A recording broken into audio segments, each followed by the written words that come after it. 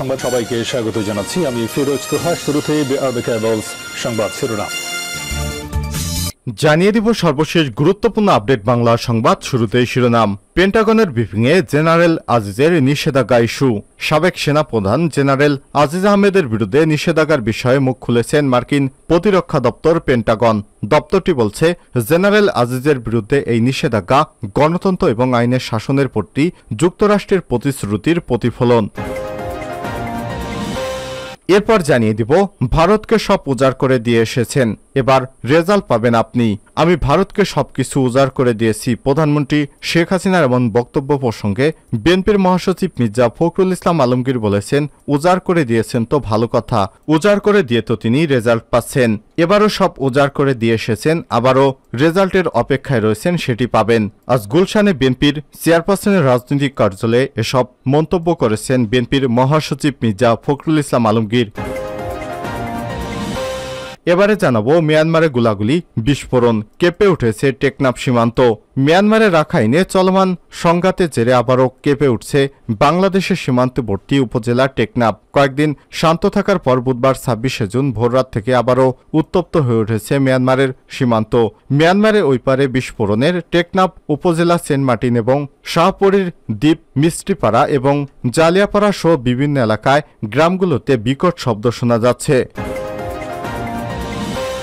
জানিয়ে দিব, Russell viper সাপ না মারার আহ্বান জানিয়েছেন প্রধানমন্ত্রী শেখ হাসিনা। পরিবেশের স্বার্থে রাসেল ভাইপার সাপ না মারার আহ্বান জানিয়েছেন প্রধানমন্ত্রী শেখ হাসিনা। তিনি বলেছেন, ভয় পেলে মানুষকে ভয় পেতে হবে, পশু বা সাপকে নয়। তিনি বলেন, কোনো প্রাণী বা সাপ কখনোই অযথা কোনো মানুষকে আক্রমণ করে না।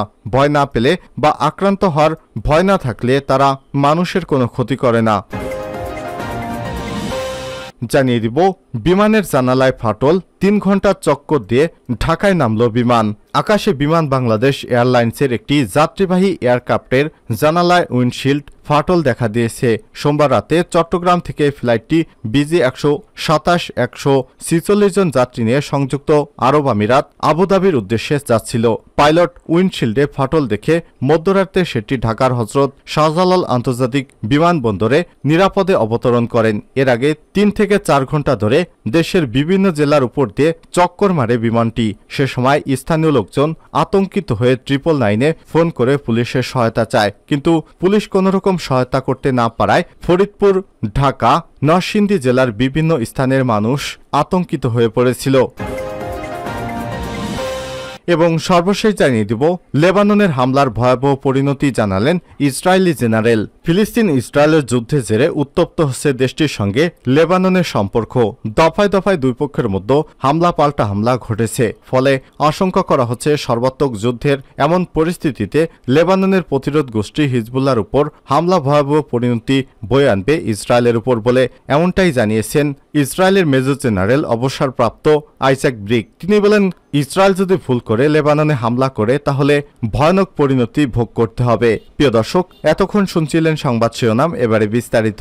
তবে তার আগে বন্ধুরা, আপনি কোন স্থান থেকে আমাদের সংবাদটি দেখছেন কমেন্ট করে জানিয়ে দিন। এই ভিডিওটি আপনার সোশ্যাল মিডিয়ায় শেয়ার করে বন্ধুদেরকে দেখার সুযোগ করে দিন। আর বন্ধুরা, আপনি যদি আমাদের চ্যানেলে নতুন হয়ে থাকেন, ভিডিওটি দেখতে দেখতে এই সংবাদ সম্পর্কে আপনার মূল্যবান মতামত কমেন্ট করে জানিয়ে দিন। আর বন্ধুরা, ভিডিওটিতে একটি লাইক দিয়ে চ্যানেলটি সাবস্ক্রাইব করে আমাদের সঙ্গেই থাকুন। এবারে বিস্তারিত। পেন্টাগনের ব্রিফিংয়ে জেনারেল আজিজের নিষেধাজ্ঞা ইস্যু। সাবেক সেনাপ্রধান জেনারেল আজিজ আহমেদের বিরুদ্ধে নিষেধাজ্ঞা নিয়ে মুখ খুলেছে মার্কিন প্রতিরক্ষা দপ্তর পেন্টাগন।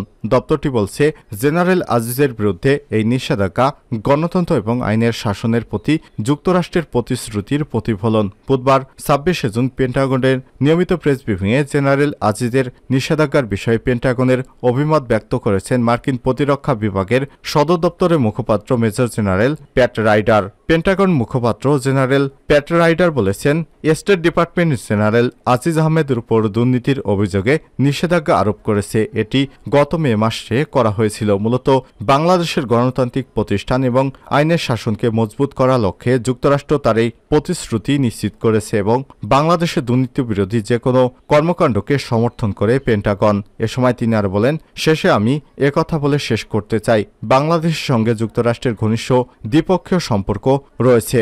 দুই দেশের একই স্বার্থ এবং মূল্যবোধের ভিত্তিতে অংশীদারিত্ব বজায় রয়েছে, বিশেষ করে ইন্দো প্যাসিফিক অঞ্চল এবং সমুদ্রসীমা ও আঞ্চলিক নিরাপত্তার মতো বিষয়গুলো আমরা একসঙ্গে কাজ করার প্রত্যয় ব্যক্ত করেছি। উল্লেখ্য, গত 20 মে এক বিবৃতিতে সাবেক সেনাপ্রধান জেনারেল আজিজ আহমেদের উপর নিষেধাজ্ঞা আরোপের কথা জানিয়েছে মার্কিন পররাষ্ট্র দপ্তরের মুখপাত্র ম্যাথু মিলার। বিবৃতিতে বলা হয়েছিল, বড় ধরনের দুর্নীতিতে জড়িত থাকার কারণে আজিজ আহমেদকে পররাষ্ট্র দপ্তরের foreign operation and related programs appropriation actor 7031C ধারায় অন্তর্ভুক্ত করার ঘোষণা দিয়েছিল পররাষ্ট্র দপ্তর। ফলে আজিজ আহমেদ এবং তার পরিবারের সদস্যরা যুক্তরাষ্ট্রে প্রবেশের জন্য অযোগ্য হলেন। ভারতকে সব উজাড় করে দিয়ে এসেছেন, এবার রেজাল্ট পাবেন। আমি ভারতকে সবকিছু উজাড় করে দিয়েছি, প্রধানমন্ত্রী শেখ হাসিনার এমন বক্তব্যের প্রসঙ্গ তুলে বিএনপির মহাসচিব মির্জা ফখরুল ইসলাম আলমগীর বলেছেন, উজাড় করে দিয়েছেন তো রেজাল্ট পাচ্ছেন, এবারও সব উজাড় করে দিয়ে এসেছেন, আবারও রেজাল্ট পাবেন। আজ দুপুরে গুলশানে বিএনপির চেয়ারপারসনের রাজনৈতিক কার্যালয়ে এক সংবাদ সম্মেলনে সাংবাদিকদের প্রশ্নের জবাবে বিএনপির মহাসচিব এসব কথা বলেন। বেগম খালেদা জিয়া কোনোভাবেই দেশের বাহিরে যাওয়ার সুযোগ নেই। আইনমন্ত্রীর এমন বক্তব্যের সমালোচনা করে মির্জা ফখরুল বলেন, সরকারের মূল লক্ষ্যই হচ্ছে তাকে রাজনীতি থেকে দূরে সরিয়ে দেওয়া। সে কারণেই তাকে একটি মিথ্যা মামলা দিয়ে সাজা দেওয়া হয়েছে। এটি একবারেই মিথ্যা মামলা, এর সাথে বেগম খালেদা জিয়ার কোনো সম্পৃক্ততা নেই। তিনি বলেন, বেগম খালেদা জিয়ার লিভার সিরোসিস, যখন ডাক্তারেরা বলেছিলেন লিভার ট্রান্সপ্লান্ট ছাড়া অন্য কোনো পথ নেই যা বাংলাদেশে সম্ভব নয়, সুতরাং তাকে বিদেশে চিকিৎসা করতে না দেয়া সরকারের একটি খারাপ দৃষ্টিভঙ্গি বলে মন্তব্য করেছেন তিনি। মিয়ানমারে গোলাগুলি বিস্ফোরণ, কেঁপে উঠছে টেকনাফ সীমান্ত। আবারও মিয়ানমারের রাখাইনে চলমান সংঘাতের জেরে আবারও কাঁপছে বাংলাদেশের সীমান্ত উপজেলা টেকনাফ। কয়েকদিন শান্ত থাকার পর বুধবার 26শে জুন ভোররাত থেকে আবারও উত্তপ্ত হয়ে উঠেছে মিয়ানমার সীমান্ত।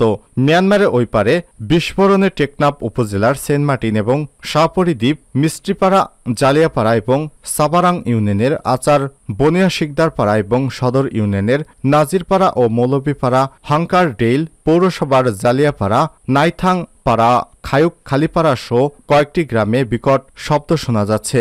জানা গেছে, মিয়ানমারের মংডু, বুথেডং এবং রাথেডংয়ের কয়েকটি গ্রামে মিয়ানমারের বিচ্ছিন্নতাবাদী সংগঠন আরাকান আর্মির সঙ্গে দেশটির সেনাবাহিনীর তুমুল সংঘর্ষ চলছে। টেকনাফ উপজেলার হোয়াইক্যাং থেকে শাহপরি দ্বীপ পর্যন্ত 54 কিলোমিটার এলাকায় বর্ডার গার্ড, বাংলাদেশ বিজিবি এবং বাংলাদেশ কোস্টগার্ডের সদস্যরা নাপনদ ও সীমান্ত সড়কে টহল বৃদ্ধি করেছে।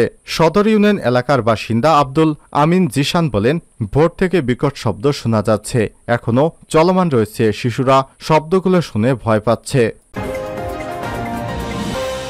রাসেলস ভাইপার সাপ না মারার আহ্বান প্রধানমন্ত্রীর। পরিবেশের সাথে রাসেল ভাইপার্স সাপ না মারার আহ্বান জানিয়েছেন প্রধানমন্ত্রী শেখ হাসিনা। তিনি বলেন, ভয় পেলে মানুষকে ভয় পেতে হবে, পশু বা সাপকে নয়। তিনি বলেন, কোনো প্রাণী বা সাপ অযথা কোনো মানুষকে আক্রমণ করে না। ভয় না পেলে, আক্রান্ত হওয়ার ভয় না থাকলে তারা মানুষের ক্ষতি করে না। আজ প্রধানমন্ত্রী শেখ হাসিনা তার সাম্প্রতিক ভারত সফর নিয়ে গণভবনে আয়োজিত এক সংবাদ সম্মেলনের প্রশ্নে জবাবে সব কথা বলেন। জ্যেষ্ঠ সাংবাদিক শাইখ সিরাজ তার প্রশ্নে বলেন, রাসেলস ভাইপার দেশে ছড়িয়ে পড়েছে এবং সামাজিক যোগাযোগ মাধ্যমে আতঙ্ক ছড়িয়েছে। এ বিষয়ে সচেতনতা বাড়াতে সরকারের কোনো পদক্ষেপ নেবে কিনা জবাবে প্রধানমন্ত্রী বলেন, বাস্তু সংস্থানের ভারসাম্য রক্ষায় জীবজন্তুর গুরুত্ব অপরিসীম। দেশে রাসেলস ভাইপার ছড়িয়ে যায় প্রেক্ষাপটে জনগণকে সতর্কতার সাথে চলাচলের পরামর্শ দেন তিনি। বর্তমানে রাসেলস ভাইপার সাপটি আশঙ্কাজনকভাবে দেশে ছড়িয়ে পড়া এ নিয়ে সামাজিক যোগাযোগ মাধ্যমে বিভিন্ন গল্প ভাইরাল হচ্ছে। এমনকি সাপটিকে মেরে ফেলার জন্য পুরস্কারও ঘোষণা করেছিলেন কিছু জনপ্রতিনিধি। এটি ঠিক নয়।